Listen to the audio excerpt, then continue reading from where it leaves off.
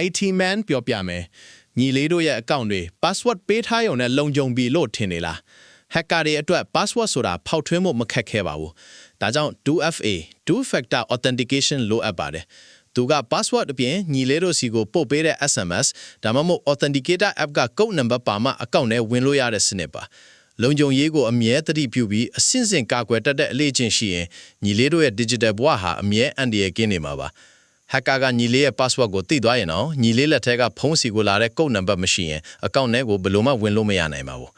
အားသာချက်ကတော့ account လုံခြုံရေးကို69%မြင့်တင်ပေးတာဖြစ်ပြီးအားနည်းချက်ကတော့ဖုန်းပျောက်သွားရင်ဒါမှမဟုတ် backup code တွေမရှိရင်ပြန်ဝင်ရခက်ခဲတာဖြစ်ပါတယ်နေ့စဉ်9မိနစ်စာဒီလို IT အခြေခံတွေကိုလေ့လာရင်တစ်နှစ်အတွင်းမှာညီလေးတို့စီမှာတကယ် senior tech mindset ရလာမှာပါ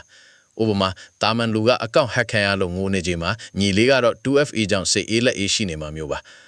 နေ့စဉ်9မိနစ်စာဒီလို IT အခြေခံတွေကိုလေ့လာပြီး senior IT brother ဖြစ်ဖို့ follow လုပ်ထားပါ